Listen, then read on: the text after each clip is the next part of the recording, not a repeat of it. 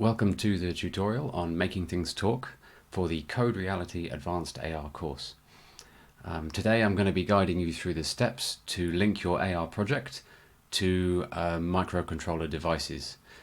This can be either for wearable technology, if you want to measure movement, for example, or it can be for embedded technology, things that are in the environment. I'm going to be looking at the two most common methods of communication, that is Wi-Fi and Bluetooth.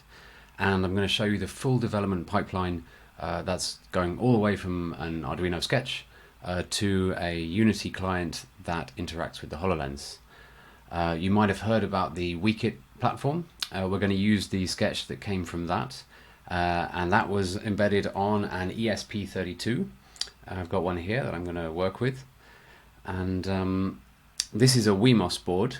It has Wi-Fi and Bluetooth built into it, and it can be yours for a very reasonable price. So let's get started. This tutorial will come in 4 parts. The first part, I'm going to talk a bit about the protocols and some of the considerations that you should have when you're choosing which one to use. Then we'll go into the microcontroller sketch. I'll go through some of the key points of that. I won't describe every detail because it's quite long. But we'll look at some of the key variables and talk about how we're going to use those later.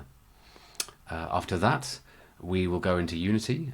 We will link a Wi-Fi client, an MQTT Wi-Fi client, and get that working to have data flowing from the IMU that's connected to the WeMOS board, and have that displayed in Unity.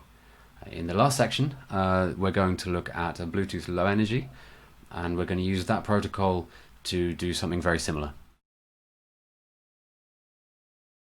So what should we think about when we're choosing a communication platform?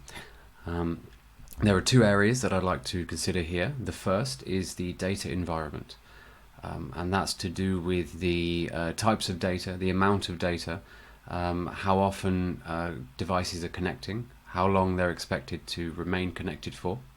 The other is the practical space, the environment that you're working in. Of course, this is an important consideration in all AR applications, and just so much here. We need to think about which sensors are moving. Are they worn on the body? Perhaps they're mounted onto an instrument, a machine. What kinds of trigger are we thinking about? Are we looking at proximity?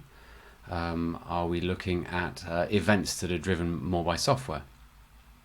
When you consider all of these things together, you'll build an understanding of the data flow pattern, and that will hopefully match one of the 2 protocols more closely.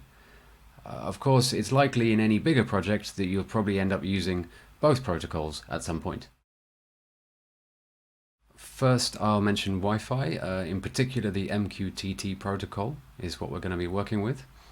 This is very useful for larger networks. It's a very scalable system. It's also been around for quite some time, so it's well documented and well supported. The MQTT works through a message broker, so each of the connected devices is able to communicate with the broker, and it can either publish or subscribe to certain topics.